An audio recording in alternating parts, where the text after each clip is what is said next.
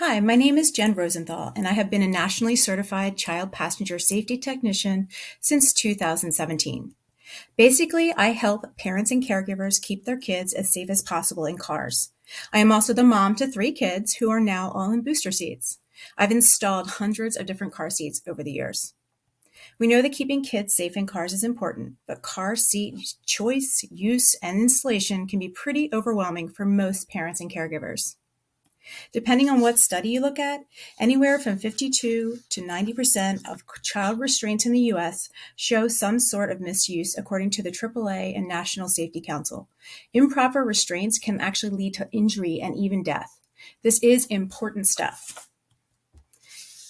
In this short video, I will talk about the importance of reading your car seats manual, the difference between types of car seats and when they're appropriate to use, some general do's and don'ts, and where to get more information.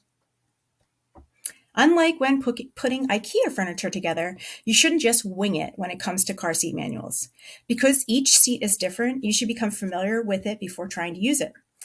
And your car seat manual isn't the only manual that comes in handy when installing a car seat. Your vehicle's manual itself is also important. Almost all vehicle manuals have a section about installing a car seat and sometimes will dictate where or how to best install it.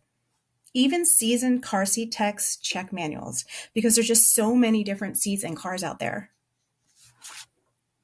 Okay, so now that you know it's really important to read the manual, now what seat do you need?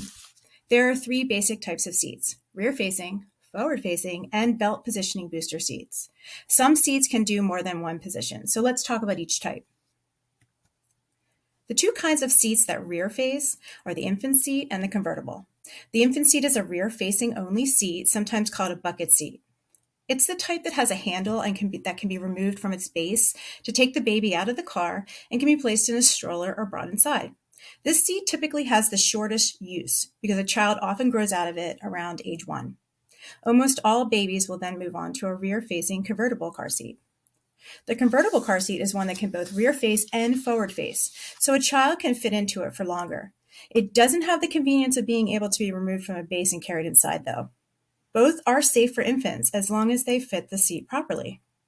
The best thing you can do for your child is to keep them rear facing for as long as they fit the weight and height limits for the seat. Once a seat maxes out on using a rear facing seat, it's time to turn them face forward.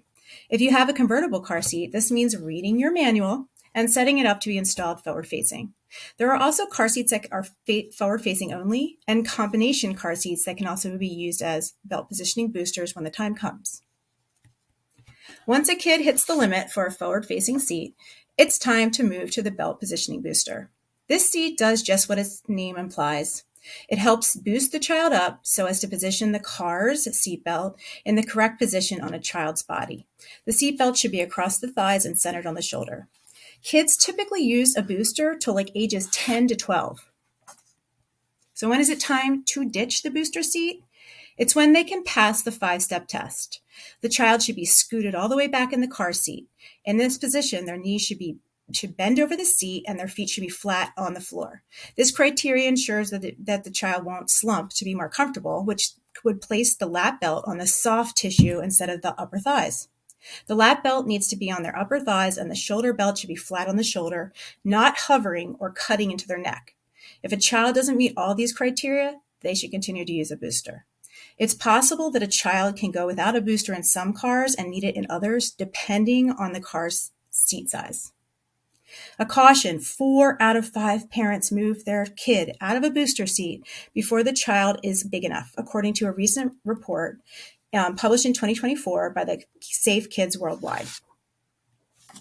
So there are a lot of different brands and types of seats at different price points out there.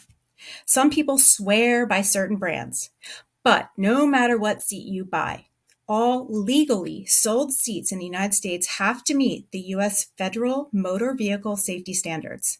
Seats that are more expensive just usually have more features and conveniences.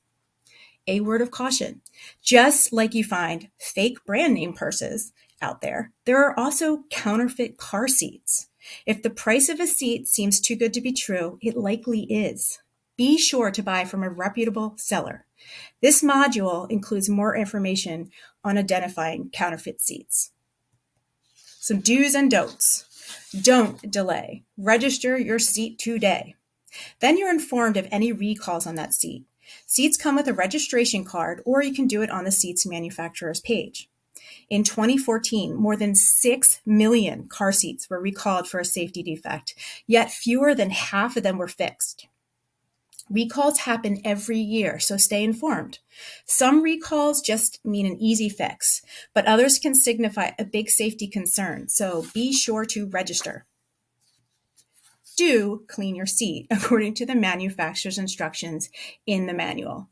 As anyone with kids can tell you, they are messy, and car seats can get food and worse on them. Cleaning your seats improperly can impact its effectiveness in a crash.